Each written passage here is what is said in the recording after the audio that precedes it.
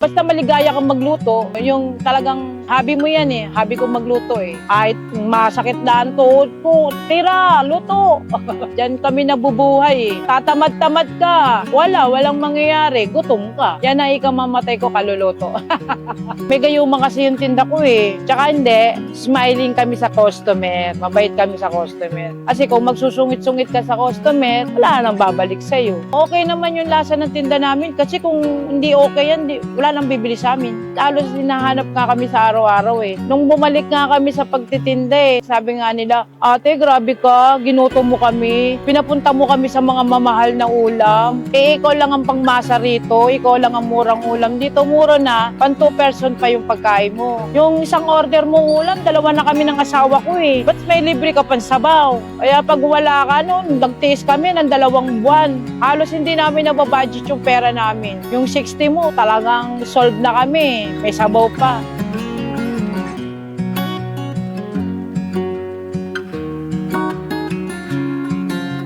Start talaga ang tinda namin, manian. Palibasa, marunong naman ako magluto. Kaya tinaray ko yan. Doon ako tuloy-tuloy na pagkain. Kasi hobby ko pagkain. Kasi ang talagang gusto ko talaga mga pagkain. Ang tinda ko lang muna, 4-4 na putahe. Eh kaso, sa alos araw-araw, marami naghahanap ng ganyan, ganun. Kaya itinitinda ko na rin. Nagdagdag ngayon ako ng mga ibang putahe. Na para pag nagtanong, hindi na ako lalayasan. Ang tinda ko dyan, menudo, kalderetang baka, sisig, dinuguan, Bicol Express, chicken curry, adobong manok, adobong baboy, fried chicken at saka pork chop. At saka may silugan ako. Kasi yung mga rider sa gabi, sila yung nagtitipid ba? Kasi 3 times a day sila kung kumain sa madaling araw, yun ang kinakain nila. Hotdog, maling, lahat ng silog meron ako. Presyo ng ulam namin, yung sisig at saka yung kalderetang baka is mas mataas ng konti, 80. Pero lahat na nung binanggit kong ulam, 60 lang. Yung manok namin, pag medyo napapalaki yung hiwa, nagiging 65.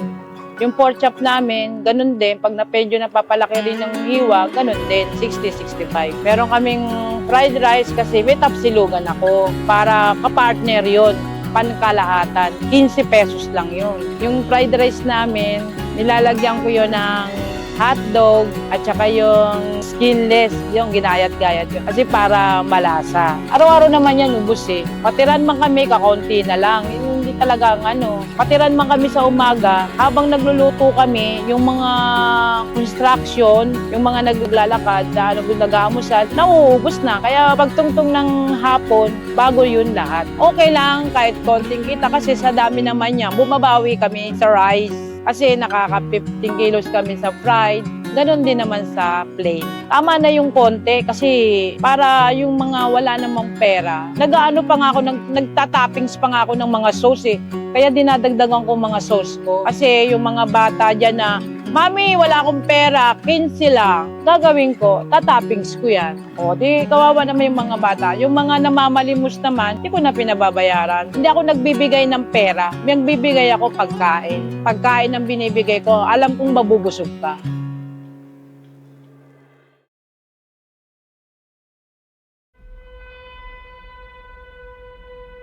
Ako si Serapina Lubian na ang nanay ni Apotol na nagpahinga na kasi talagang ganun ang buhay. Hindi ko kasi akalain talaga mawawala ang anak ko. Sobrang sipag ng batang yun. Patalino pa yun. Talagang sobra.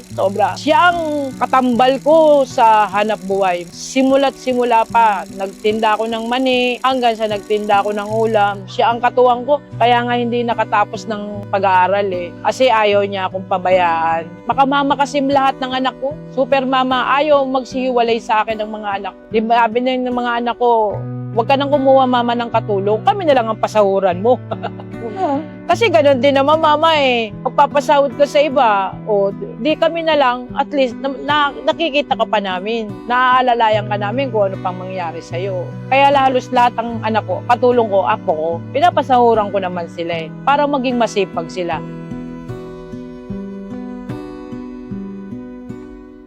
Kasi dati kasi ang pangalan ng tindahan ko, Boss Apotol. Anak ko yun, namatay na nga siya, pinagtuloy ko ngayon. Hindi naman pwedeng hindi ko ipapagtuloy dahil dyan lang ang hanap buhay namin. Marami nga nagtataka kung bakit nawala. Hindi nila alam, patay na yung anak ko. Kasi sa sobrang dami talagang naghahanap sa amin ng pagkain. Kasi mura na, okay pa. Pang 2 person na pagkain talaga.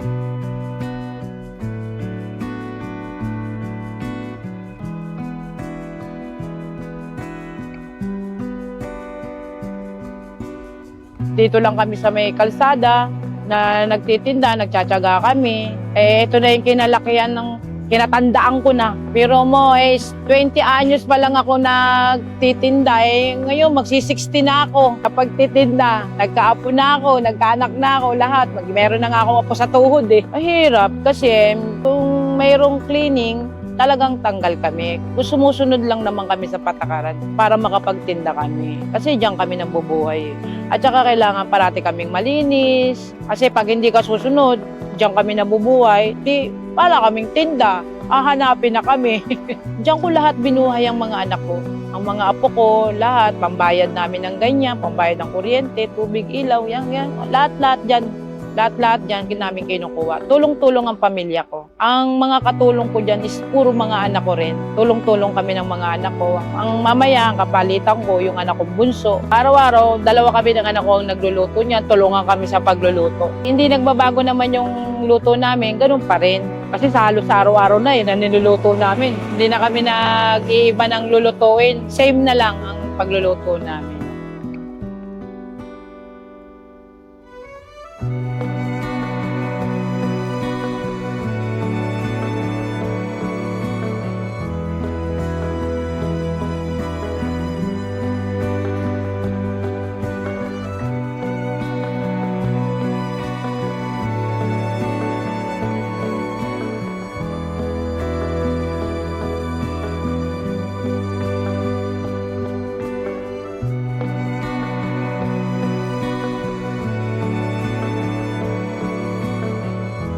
Inspirasyon ko sa buhay ko, pamilya ko talaga. Wala akong bisyo, di ako marunong uminom, di ako marunong maglakwatsa. Makikita mo ko dyan lang parate. Mawawala lang ako dyan pag maliligo ako. Kabarkada ko, mga anak ko.